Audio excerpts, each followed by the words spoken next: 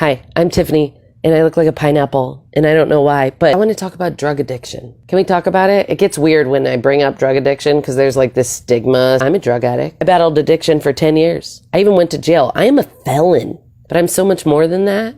I'm a wife and a mom and an author and a blogger and a vlogger, and I have 5.5 years clean from drugs and alcohol. I want to talk about prevention. I'm not talking about DARE classes, which is a great program, but I can tell you firsthand that when I went to a party in high school and somebody offered me a drug, I wasn't like, you guys can take your pills if you want, but I took a DARE class in kindergarten, so I'm good.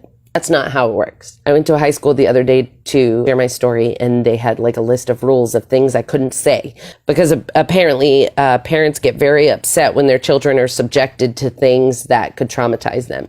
Okay, so I am here as an addict who has eaten out of dumpsters and been homeless to tell you that maybe it's a good idea that your kids are subjected to traumatizing things because it might keep them from making the same freaking mistakes that I did. I knew that drugs were bad, but I didn't know that it felt like your bones were breaking out of your body when you were withdrawing. I had no idea that one day I would be in a really dark place doing some really dark things for drugs. I had no idea that I would go from being captain of the cheerleading squad to dropping out of school 2 months later after I took a sip of alcohol, because turns out I was an addict all along and I didn't know it until I fed it and it was too late. You have no idea what your kids are already being subjected to. Maybe subject them to something that could end up saving their life. Because here's what addiction, it's like this huge wave came crashing into town, right? And when it went back out to sea, it swept a whole bunch of us out with it. So now our loved ones are standing on the shore, looking out at us as we're drowning, completely helpless. What the heck do I do? They were just fine. How are they drowning in this addiction? Trying to save a loved one will kill you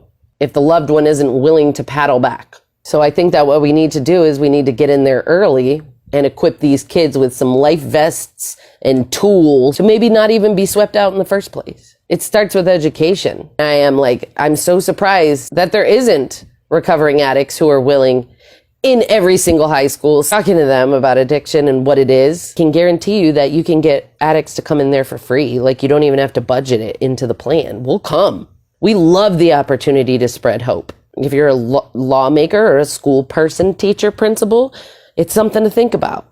Send a letter home to the parents. Say, hey, parents, this Wednesday at noon, we're going to scare the crap out of your kids in the auditorium, so keep them home from school that day if you don't want them in there. And then cross your fingers that they're not missing out on a message that maybe would have planted a seed that they would have needed later in life, because addiction's not a joke. People are dying left and right. And I am going to make it my life's mission to keep putting my big fat face out there on the internet. Try to cause as many ripples as I can in a positive direction. Something has to be done.